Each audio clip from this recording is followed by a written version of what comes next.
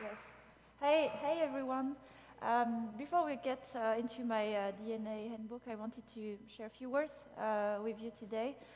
So first of all, I'm very excited and honored to be part of that first, I would say, conference leadership day organized with IGDA Finland, because for some of you who has known me or followed me, it has been a very dear topic to me about leadership, people, culture.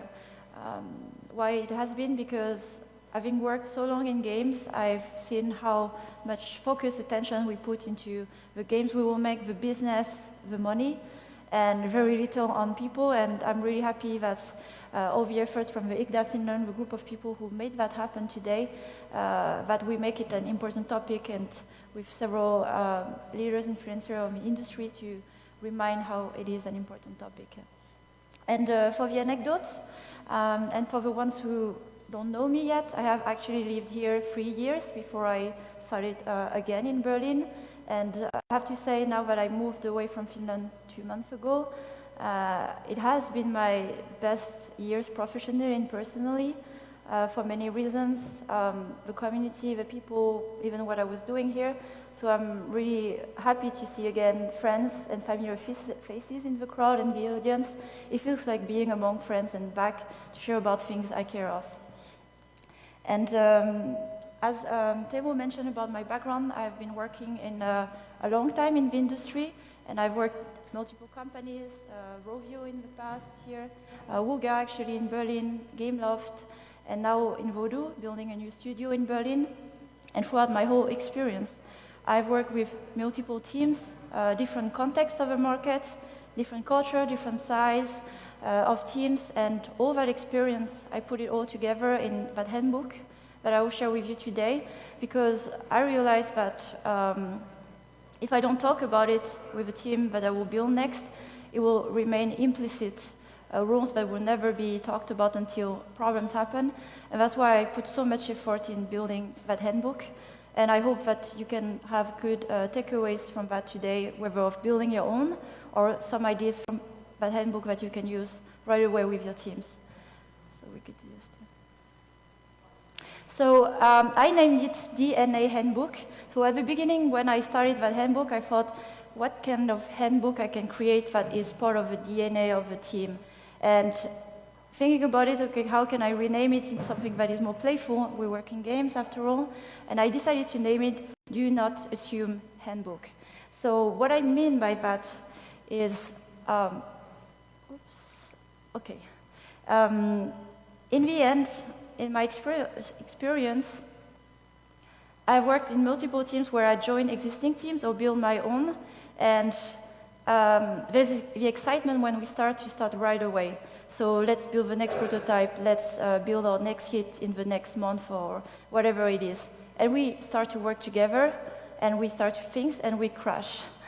Because the reality is most of the time we come from different teams, different culture, different experiences, and the way we work is rather assumed than actually explained. And that was the point of making that handbook, that would be actually a starting conversation with the team I'm building. So what I'm proposing today is more what I believe will take us to success as a team. However, it's a living document, and it is to be adjusted based on who joins the team and our own experiences as a team.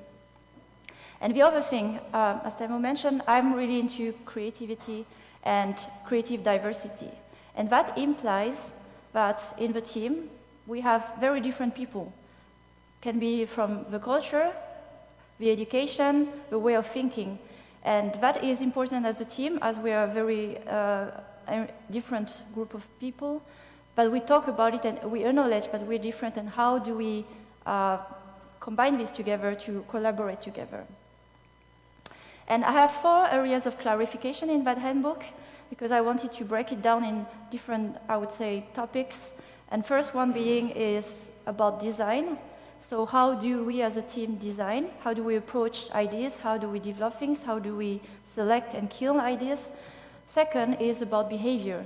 How do we behave with each other? How do we talk to each other? How do we disagree? Third one is about processes. How do we what kind of processes do we work with? And the last one, which I would say is my favorite topic as well, like how do we become a more creative team? And for some people, creativity is a bit like a kind of a bit of a fuzzy concept, but there's a way to almost engineer it to create an environment where people can foster and be more creative. And I'll share about that. But let's start with the design thinking. Why I wanted to make it a topic in the handbook? Because I mean, when you start from a blank page, there are so many things you can do and also not do. So that part is more to talk about what to not do and rather focus on what we should do. And my knowledge in game design has been actually through different things. So I recommend that book if you don't know about it, Art of Game Design by J.C. Shell, that I really respect in the gaming industry and not free-to-play industry. Because when we think of design, especially in free-to-play and mobile, we look into the same things. We design the same way. We look at what works on the market, we make projection with numbers, and there's not really creation behind it. And that book actually touches areas of design in a pure form of art and not just looking at the market and what we know. And the rest of what is behind my design thinking has been through experience. I've worked on these multiple titles, led the teams at different phases, whether it was live operation or creation, and that's also what has made my experience and what I believe are pillars or design principles for a team. So my first one is, when thinking about design, we have to think big. And that is important for me and the team I'm building. It is also aligned with the mission of the organization I joined, Vodou. We are about making big things that have an impact.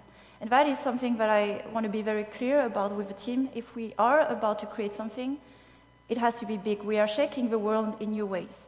And that is a mental mission where we just don't want to improve KPI. We don't want to just reach the top 100 grossing. We actually want to create something that will touch people in a certain way.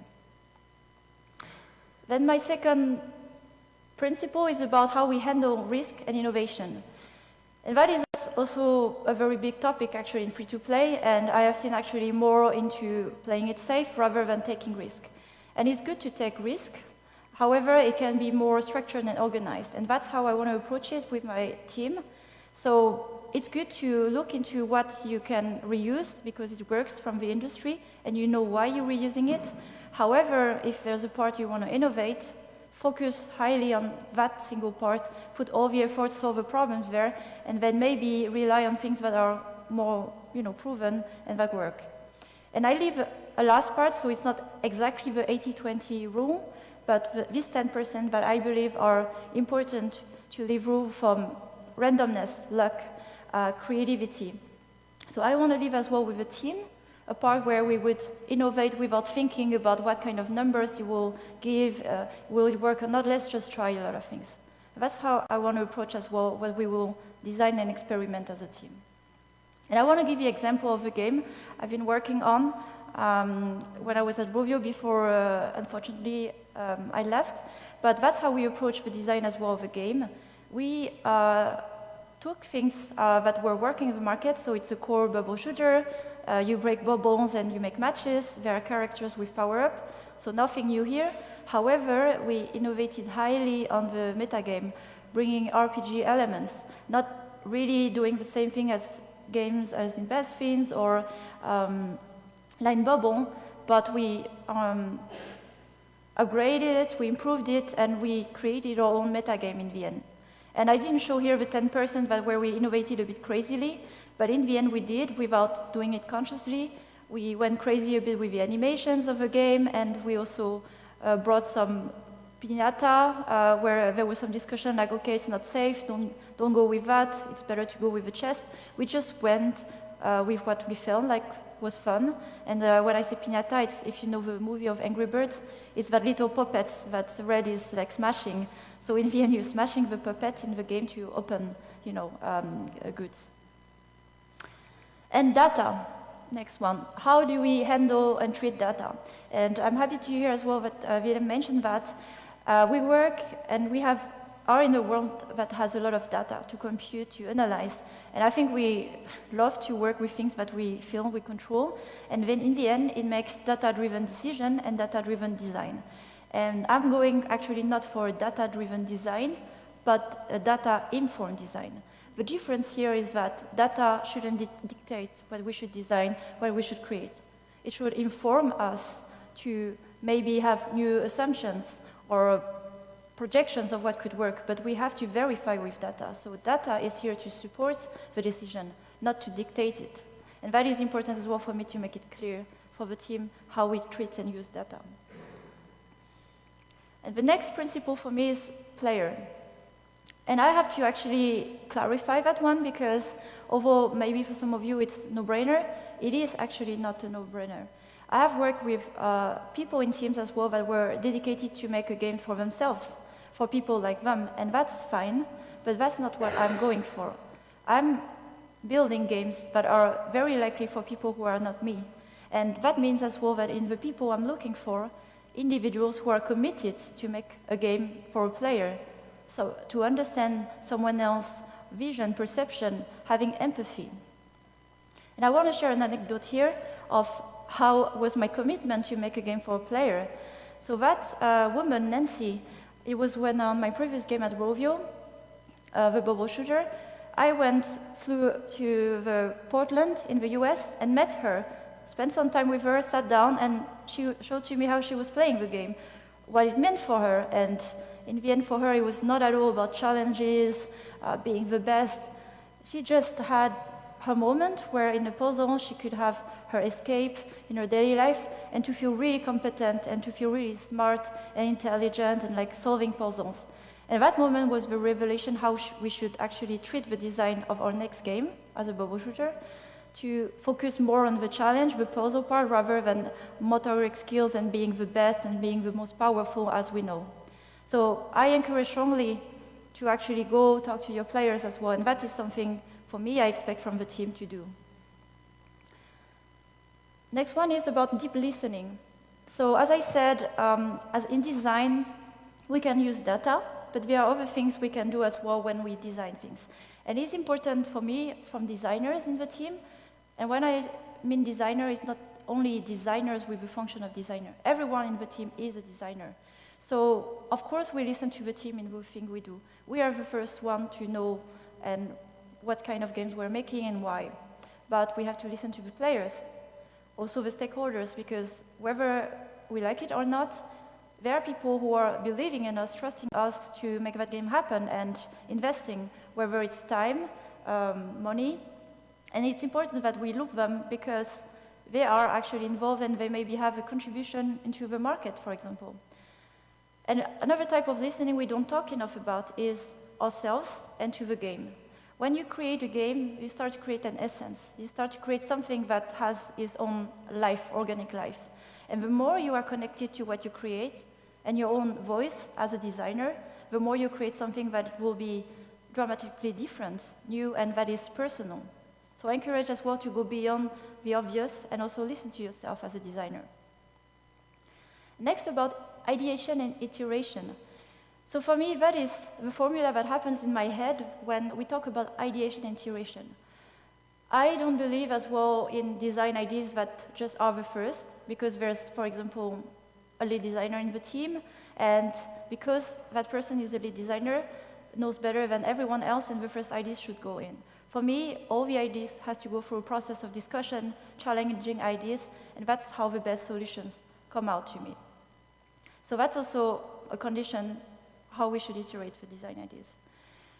And testing fast mentality. So in that market, things are moving really, really fast. So that's also something that for designers that will join the team to be comfortable with, we have to test things fast. Because by the time we project, it will take us a year to make that game or test the MVP. The market would have moved already. So it's important to always test what you're doing, and that's also the approach I'm encouraging. Whatever we can test, really like, the core of the game, put it in the market, and actually that's something we try as well at Vodou, and I've been really good at that, hyper-casual market. Anything you can test in a week directly in your target market, so it could be the US, audience, paid UA, this is the best way to know what is the marketability, for example, of your concept, or what is the appeal. And why waiting? Well, you can test immediately. And that's also what we will do with the team. So that was the first part about design. And then, as I said, in the second area of clarification, there's about the team and behavior. How do we behave with each other? One thing that is important for me is peer feedback.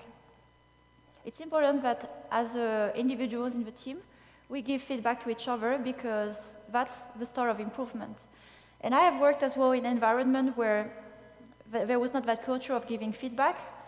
And for example, I could have worked in an environment where maybe there were things about myself to improve. And I found out about it in my next company where I was in an environment where people were genuine enough to share with me things I had to improve. And it took 3 years to realize things that I could have improved immediately. So that's also something I really support in the team. It comes from an intent of help and improvement to help each other by giving feedback to your peers, so to make our work better. And that leads as well then to the topic of then how do we give feedback? How do we disagree? How we go through conflicts?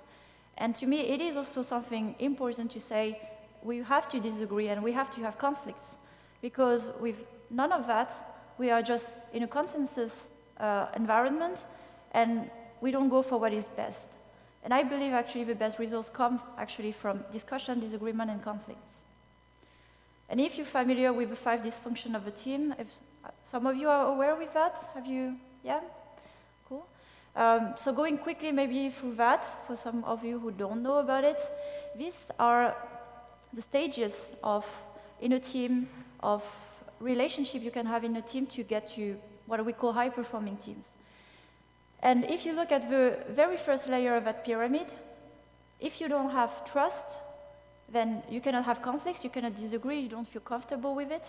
If you don't have conflict, then you don't talk about the hard things. And if you don't talk about the hard things, you have mediocre results. So that is really important to understand through all these stages in a relationship and formation of a team, what you need to go through to expect a team to perform. And I want to spend some time maybe on talking about trust here. Because we talk about trust, and it's easy to say, trust me, we're going to work together and we can have conflict or give me feedback. It doesn't work like that. We as humans don't trust people just because we are told to trust, right? It is much more deeper and human than that. And there are several things around trust. First one is authenticity. Why do we trust people?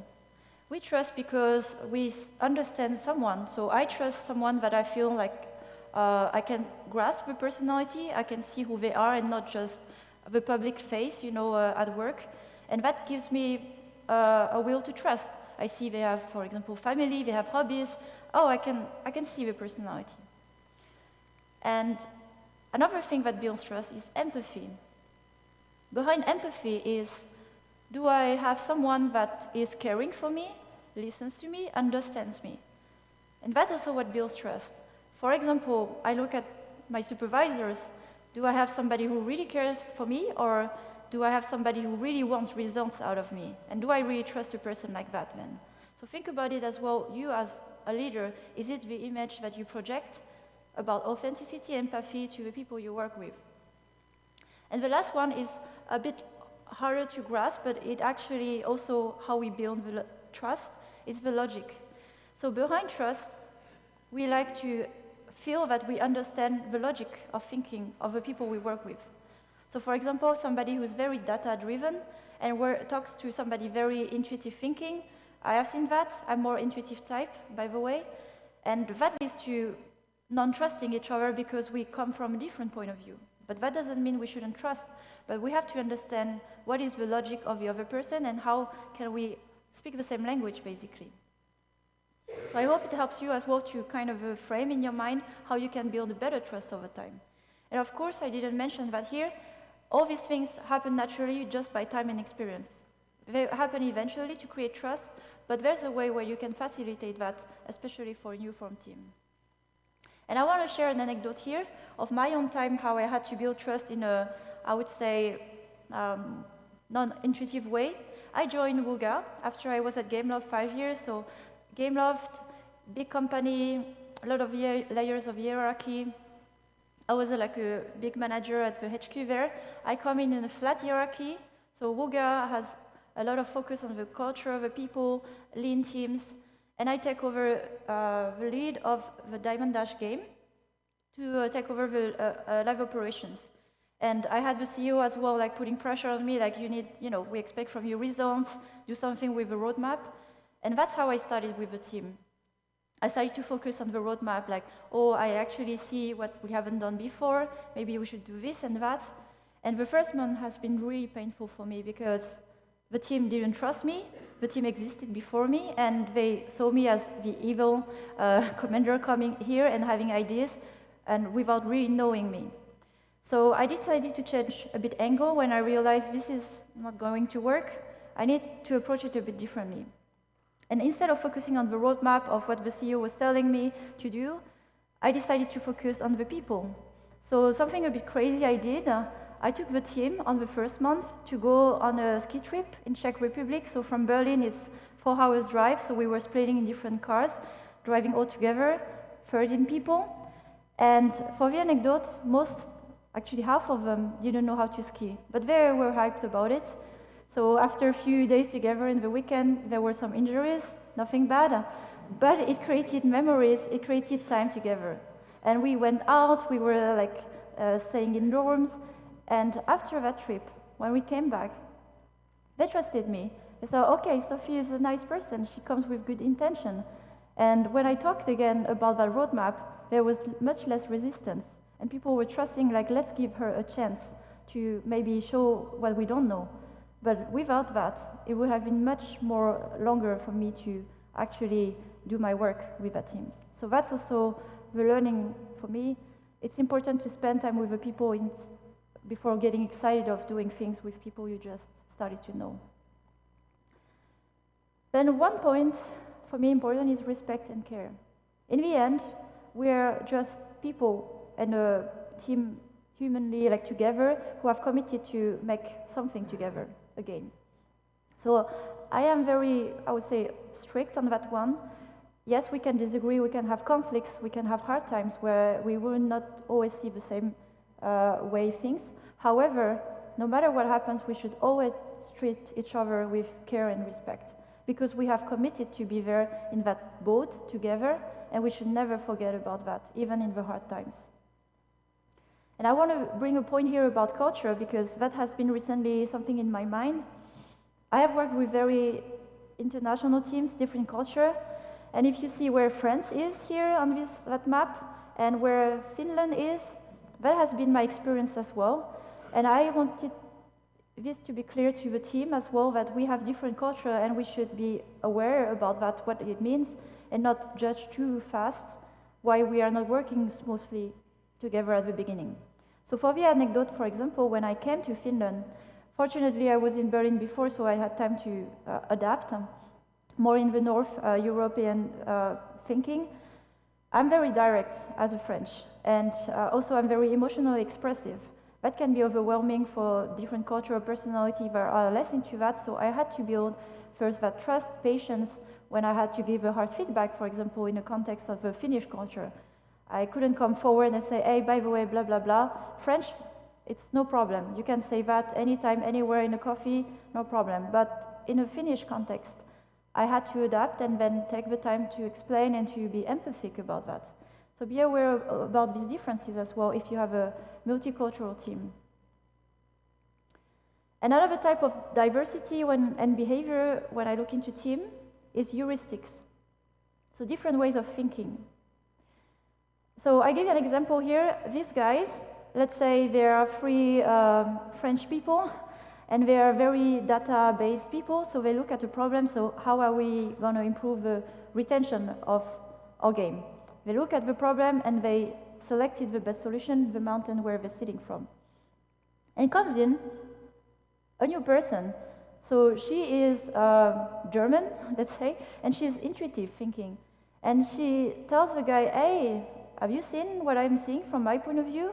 Do you see that peak that could be a better solution? And when everyone is standing from that point of view, it's like, oh wow, actually it was a better solution.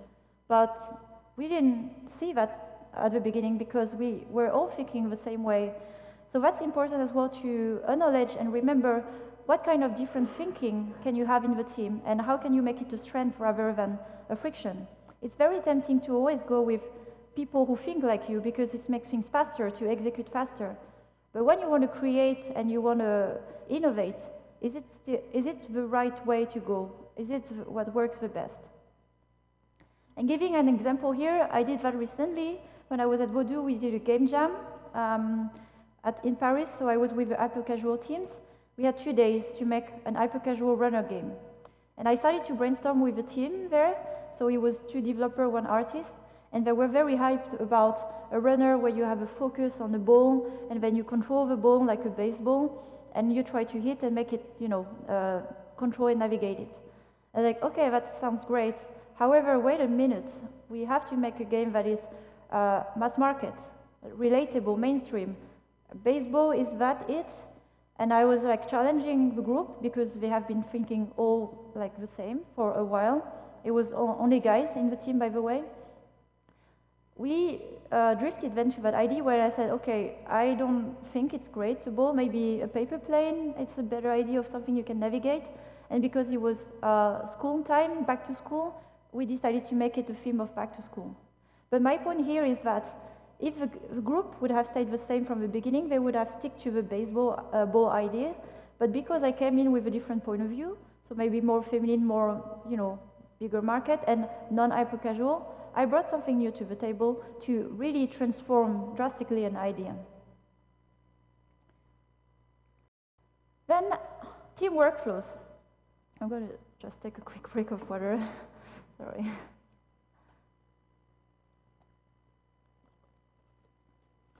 So, team workflows is basically about processes. And my first rule and principle is minimum or 2 non-processes. Why is that? Because in the end, you saw the presentation from Willem, the market is moving fast, gaming is moving fast, the market is moving fast, so by the time I build processes around how we should do, for example, free-to-play games, hyper-casual, it's irrelevant maybe a few months or a year after.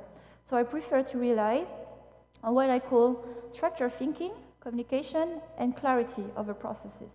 That means that basically that handbook is a clarification of how we work, how we want to work, and it's much more relevant, I would say longer, rather than building processes around a particular thing. And an example here, meetings. So I don't know how you feel about meetings. I had 10 years where I had meetings. I'm done with meetings. I have spent too much time in meetings. And I want to remind the team to be very diligent and mindful about that when they will organize meetings. We will be very small, but life is too short to spend in meetings. And I have certain rules that I want to make it clear when we think about meetings. First of all, I know it's painful, no phones. And why no phones? It's even like a hard idea to accept because a meeting runs too long. There are the wrong people in the room, part of the meeting, and there's no clear agenda. So the natural thing to do is look at your phone and be, I would say, partially involved or engaged in the meeting. And to make it less a painful rule to not have a phone in the meeting, then having maybe an agenda up front, sharing what you are supposed to discuss. Do we really need a meeting to discuss things that we can discuss one-on-one? Or can we maybe prepare up front so we have the time for discussion? And time boxing. I've seen that as well. When you have a meeting, now I have a rule, I don't make any 1 hour meeting, 30 minutes. And if we need more, we extend it. But in the end, most of the time, 30 minutes is just enough to go through the topics with the right people. And last part that is about the meeting, I noticed when there are too many people involved, so there's also one thing to think about who should be part of that meeting. There are dominant people in the meetings, always. I mean, in a room of 3-4 people, there will be 2 people taking over the conversation. So once again, it's about being mindful how to create that time as well for everyone to speak.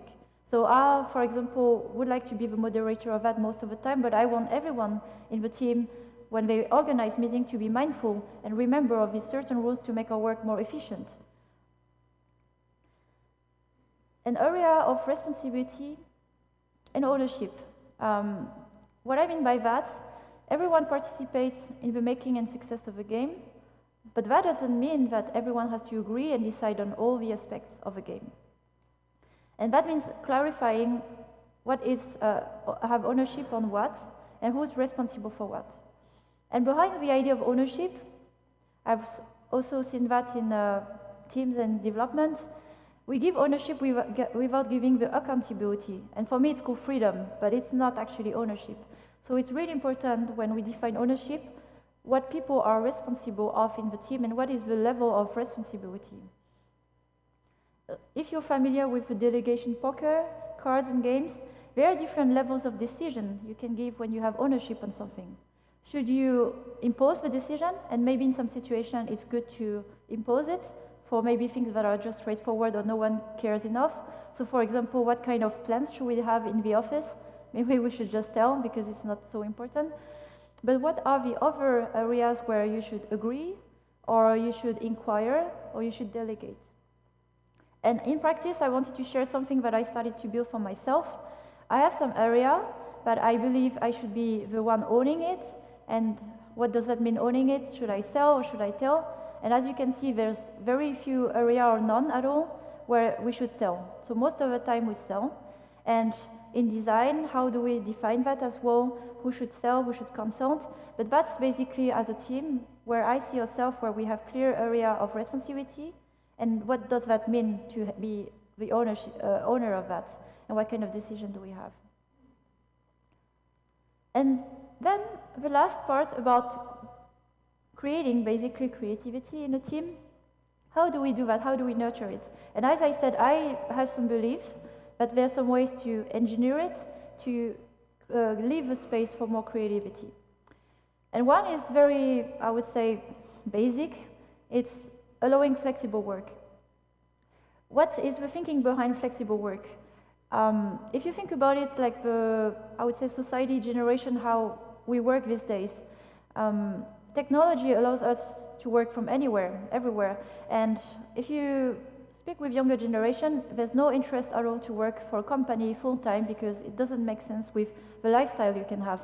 That's why there are so many solo entrepreneurs, freelancers. They have a choice to work as they want and where they want. Why would they join an organization? So I want to offer the same for people who have decided to commit their time, their energy, their passion in an organization to allow similar things. Because in the end, what is the intent behind? Is that you want to do your work well, but maybe sitting in the office the whole day and thinking about a problem is not the best way. So by flexible work, for example, at Voodoo, we have that established, and I'll do that as well differently in Berlin. When I was in Paris, Friday was the official remote day. So you can use it or not. Once a week, you have a day where you can take a longer weekend and work from somewhere else if you wanted to travel. And I want to do the same actually for the team in Berlin. I'm thinking actually to have more flexible, so not impose a day. And once a week, we can decide to work remotely from anywhere. Maybe we can work from a cafe all together in a co-working space, or we can go on a weekend somewhere, I don't know, Spain, Portugal, and work all together as a team on a Friday remote. So just to change environment and maybe unlock new ideas to not stay just in the office. And the other thing tied to the flexible time is holidays and time off. So it has nothing to do with the company, with my team, with myself. It's allowing people to just have a quality time. Because in the end, what I'm looking for as performance from a team, it's not the volume of work. Having somebody working 10 hours actually won't give that much than somebody having a very good quality of thinking with 1 hour of good thinking and quality. And that's what I want to encourage as well. But it's not about the time spent thinking about problem solutions. It's more about the balance of life and allowing that. And social team time is really important for me. So if you remember about the trust, I said like that needs to be built. It takes time, it takes experiences. And the best way to build trust first is that allowing an environment where everyone feels themselves coming to work. And that's as well part of the trends of the workplace. People don't want anymore to behave as a worker. And all these things like outfits, where you have to behave, where you cannot behave in a certain way with colleagues, I believe actually you get better out of just removing these barriers and say, just be yourself. We want you to be yourself. We create an environment where you can be yourself. Share your hobbies, what is animating you, and what you want to share with others. And creativity and R&D. How do I encourage and foster that? So once again, I said, like in games, we look all, especially free-to-play. I think this is very inherent to free-to-play because this is so like fast, lucrative, and like the big thing. There's a lot of good ideas out of games. Let's not look into the same direction.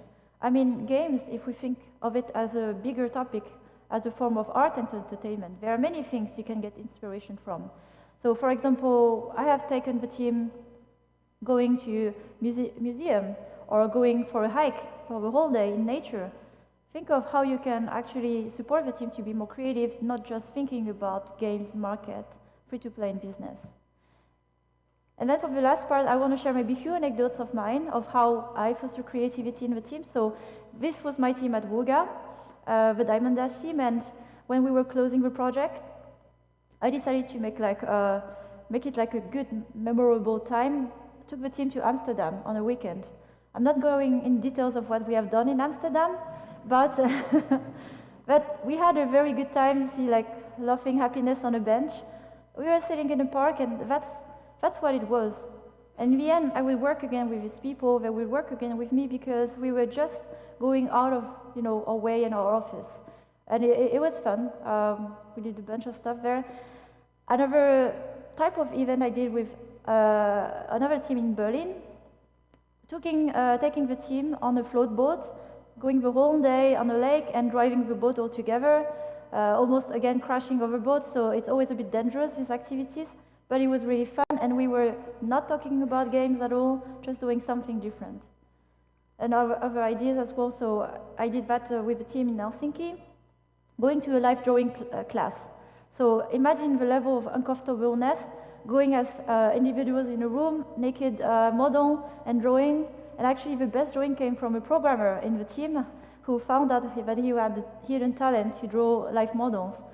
So all these things are what opens a bit the mind to stop thinking and too much inside the box in that way, and start to see the horizon of new things just with a combination of ideas. So as this is my last slide talking about creativity, I want maybe to share a few final thoughts and words for you here. I hope that through what I shared today, you have some takeaways, some practices you would like to try with your teams. And maybe I want you to think about, as you're building a new team, or you have already an existing team, or you join an existing team, are you clear about what you expect from each other, how you should work together? And if not, I encourage to define what's your D.N.A. And it's not just a guide, by what I mean by D.N.A. What is the D.N.A. of your vision for your team? Express it and share it with the people you work with. Thank you.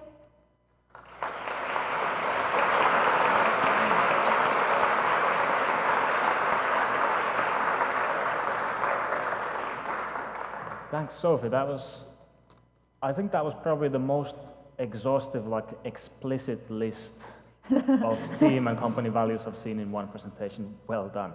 Not only because that actually aligns really well with what I myself believe, that high performance teams are good companies to work for, what they look like and how it's done. And a personal question, and by the way, if you want to ask questions for newcomers, just use the code on the TV from Koala and I'll get them live on my tablet here. But question from me first, how long has it taken you to build this list, you'd say? So I had, before I joined Vodou, it was early August, I had 2 months off, what I was supposed to enjoy and go on holiday and just disconnect. Actually, I used that time because it took 2 months iteration and until now, so it's a living document, but it took me a good 2 months to build it. Basically, I had to list all what I believed in and start to structure it, and I even actually share it out there already to get feedback and already refine it. So it's a living document, and I'm very sure a year from now when I have my team together, it might look a bit different as well. So you mentioned it's a living document. What for you is now the next thing that you're pondering about? Is there something that's for you, like under research, or what you like to more know of? I would say that is like a deck I'm quite confident of. Maybe another topic that has been through my mind, and it is to be seen. So what I've been looking right now is the team mapping. And I will talk more about that at PGC Helsinki, but I'm looking into a bit like an alchemist about the team composition, because as I said, not looking only into the same individuals in the team. So I look at, do I have different type of thinking in the team? So when I hire, I don't hire just an individual, but I look, do I have too many data-driven people, or too intuitive type, or do I have two people who are senior, not enough junior? So I'm really looking into the composition of the team so we have a good balance. That is my, I would say, field of research at the moment. Yeah. No, that's a perfect segue, because there's a couple of questions here coming from the audience, one with a lot of votes, which has to do with that. So the people in the team and the kind of trust building and so on. So first of all, what if, when you're getting all these people with different points of view, what if you don't get along? What if you don't like the other point of view? So the way maybe I approach the hiring, first of all, because you can disagree, but why would you accept the disagreement? And for me, it comes from the why. So first of all, it's very important to have a clear mission with the team that you have. So I have a very clear mission with the team I'm building. It's about creating new experiences in a certain way of working. And I'm very clear at the beginning when I hire people, because if they have committed to join such an environment, disagreeing is part of the game. But then if we disagree and we may hate each other in some occasion, we have to converge back together because we believe in the same why. And that, I think, what is glues together, even in the hardest time, do we share a why, like a reason of being as a team, not just as, oh, I take a job and the day it doesn't work for me, I just, get out of here. So I'm going much deeper in that discussion, and that's why as well I'm taking some time to hire people, not just skills, but really, are they committed to the same mission? Do they believe? Do they share values? Mm-hmm. So is there a point in which some of these discussions or the conflicts or the differing opinions actually become an obstacle rather than being an advantage? Like, is there a tipping point there, and if so, where? I call it the point of tension. So it's, and I don't have like a kind of a full, I would say, clear idea of what is a good balance. But to me, there's a good part of tension that is good to foster new ideas, challenge things. However, too much tension makes it stressful, overwhelming, and that's what we don't want, right? But again, I look at in the values. Maybe I should spend a few minutes there to explain. I believe if we share the same values, how we behave, then we won't get to that point.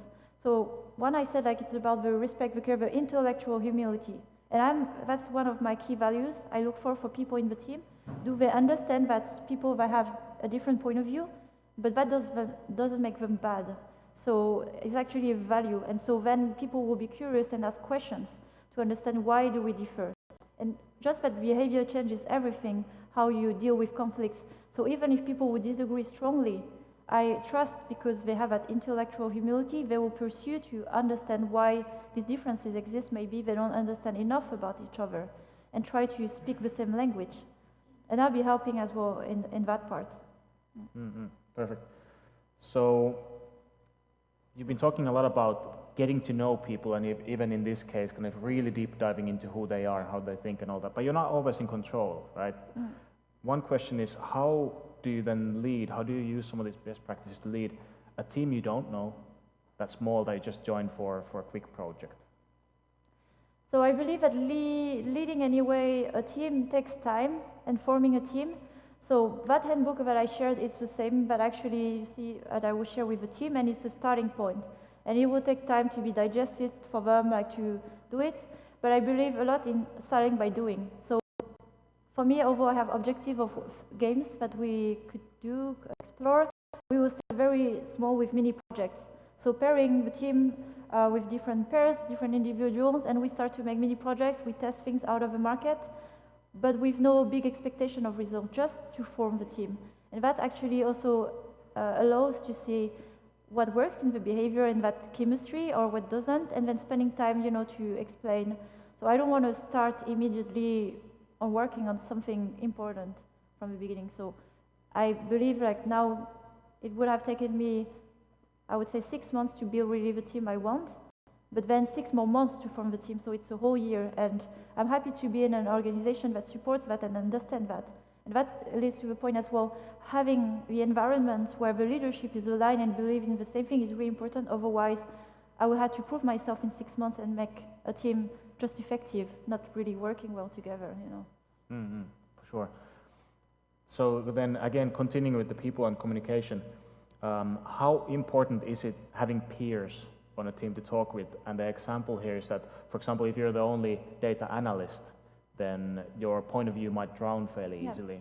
Or myself expanding on this, it might be that others don't necessarily understand your point of view, or they're not able to have a deep discussion on your topic. So how do we handle this? And is that okay? Is that just life?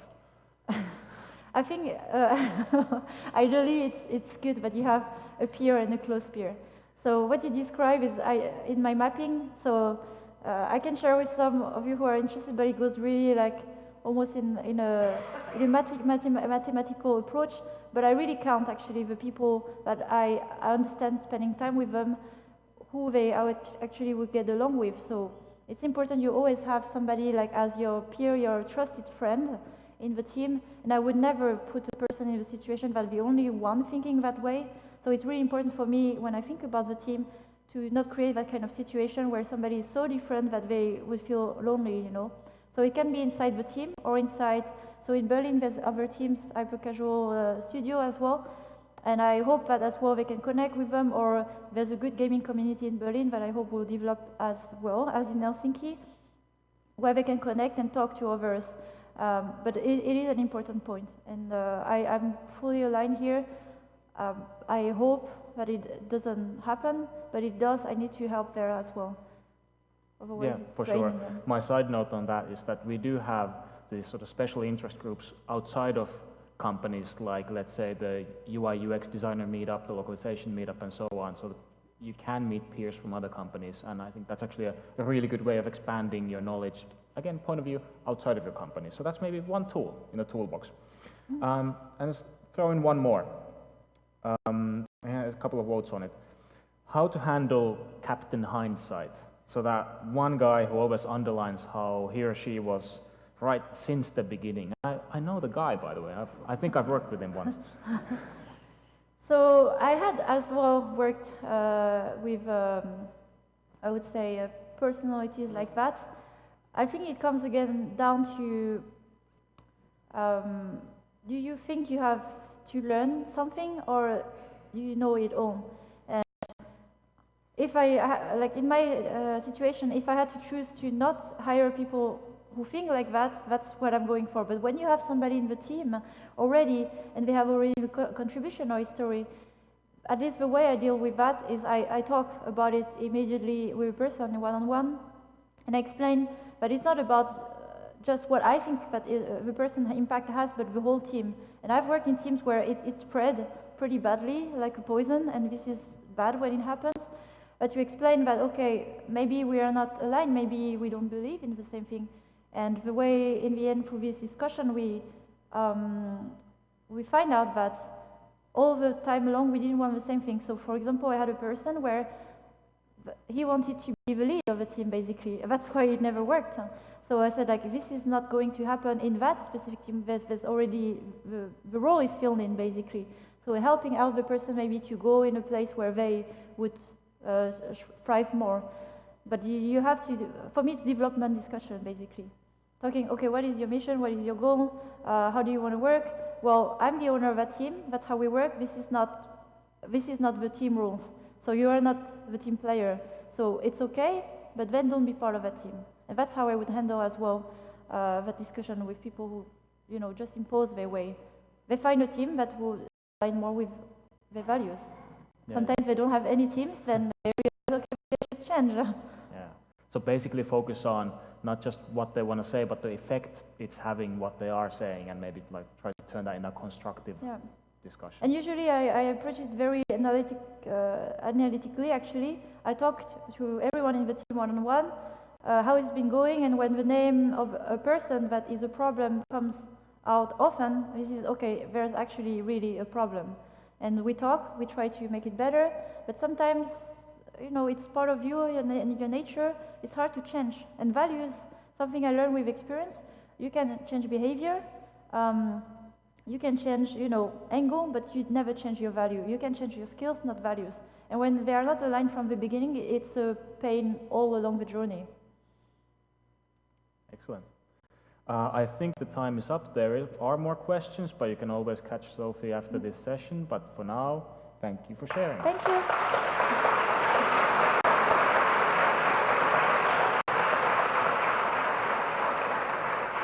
Perfect. Next up is one of my favorite sessions, lunch.